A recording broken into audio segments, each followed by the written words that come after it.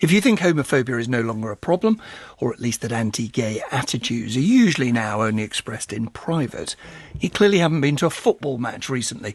Research by the gay rights group Stonewall reveals that 72% of fans say that they have witnessed anti-gay abuse. Now, there are no out gay players in the top tiers of the game, although there are plenty of gay teams at lower levels. Our reporter Dave McMullen has been to meet the players at one of London's leading gay teams. Guys, get up! At Kennington Park in South London, it's weekly training night for the London Falcons. Big name on it! I'm Pete Ransom, I'm the manager of London Falcons Football Club. Falcons was formed just over 10 years ago by a group of friends who were gay and loved football and were looking for a safe place to play football and socialise afterwards.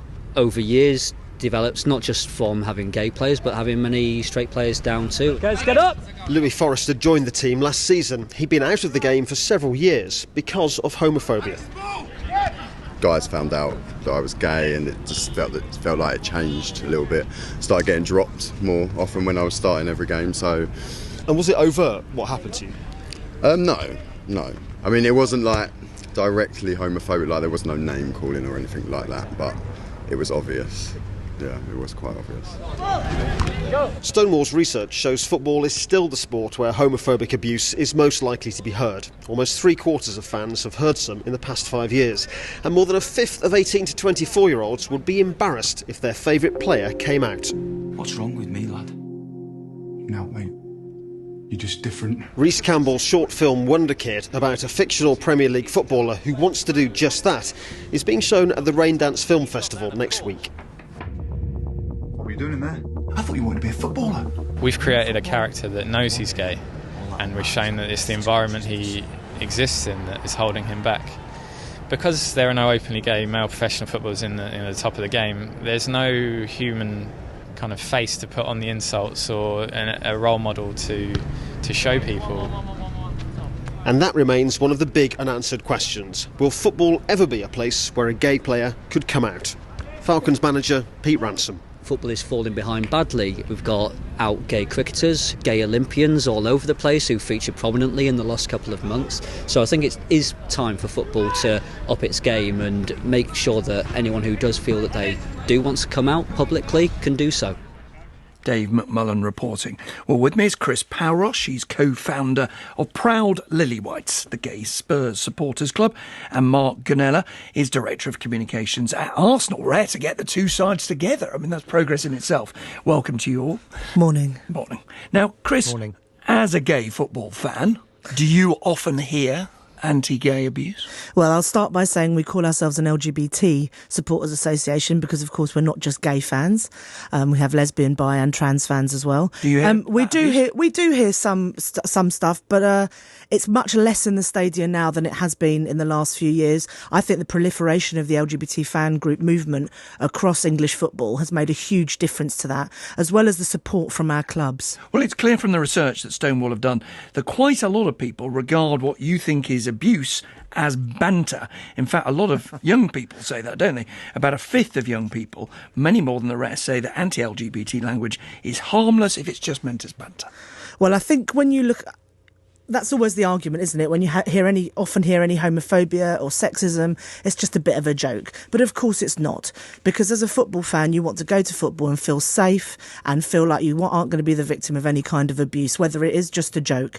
And you want to feel welcome somewhere. And that's the thing that we do at Proud Lillywhites and in Pride in Football across the movement, to say to LGBT fans, you're safe and you're welcome here. Mark Gonnella at Arsenal, do you take it seriously in the way that clubs often do racism?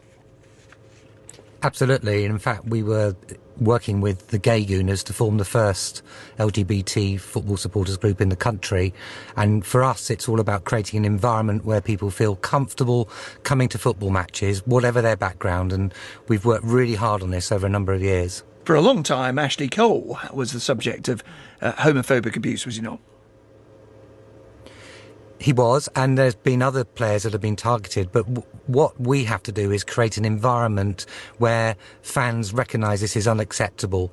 I see the statistics in the Stonewall report, but what we need to do is to encourage fans to report to our stewards and security when incidents take place so we can take action. And at the current time, we're doing considerable, extensive training with all staff across the club. We've had over 600 stewards trained in specific aspects of dealing with equality and diversity issues to ensure that we're able to take stronger action when it happens to create that environment that really makes Arsenal for everyone. Chris, a common enough chant is, does your boyfriend know you're here? Yes, which is indeed. meant to imply that people are gay. Are we really saying we're on a situation where stewards would escort someone out of the ground for joining in with that? I think when you think about a football environment, when you've got thousands of people chanting something, it's very unlikely that you're going to have that happening. However, if you look at an example whereby Spurs played Brighton in the League Cup a season or so ago, and there was an attempt at a quick chant, but the fans shut it down. So in other words, you make it socially unacceptable. Absolutely, and that's why our flag in White Hart Lane is so important. And Mark, I think that's what you're saying. Let's get to, rather briefly I'm afraid, but the question raised in our report about whether you can change the climate enough that a gay player, and there must be some, would be prepared to come out. We are part of ensuring that environment does change sufficiently that a player would feel comfortable to do it. We've seen it happen in the women's game. Our own Casey Stoney has come out, and massive support from across sport and, of course, the football club at Arsenal. So we need to keep on working to create that environment so a player can come out and move this agenda forward. How difficult is it, Chris? I think we're getting there. The fans are out. You discussed this at Spurs. We have discussed this at Spurs. We had a debate where we had Troy Townsend, who's a great supporter of ours. About a couple of years ago now, he did say he never didn't think a player would come out in his lifetime. We disagreed with him, and I think I love Troy, but I think he's wrong, and we're creating the conditions for that to happen. The truth is, isn't it, about fans, is they will always use something they think is a weakness in an opposing player, an opposing team, whatever it is. Potentially, but we can see what we've done with racism. We've seen what we've done with racism, and we're going to do the same for homophobia. Mark, just briefly, if you would, in a sentence. Yeah, that's very true, but campaigns like the one launched by Stonewall are all about really raising the debate, talking about it on programmes like this so people recognise that it's socially unacceptable. That's what we're trying to do at Arsenal, and it's what Stonewall are trying to do on the weekend of 26th, 27th of November, where they get the whole of grassroots football behind their Rainbow Laces campaign. Mark Gonnella of Arsenal, the Director of Comms, and also Chris Paouros here from Spurs Supporters Club. Thank you. That's all from us. Our editors were Andrew Bryson and Tim DeFarrament. From all of us, good morning.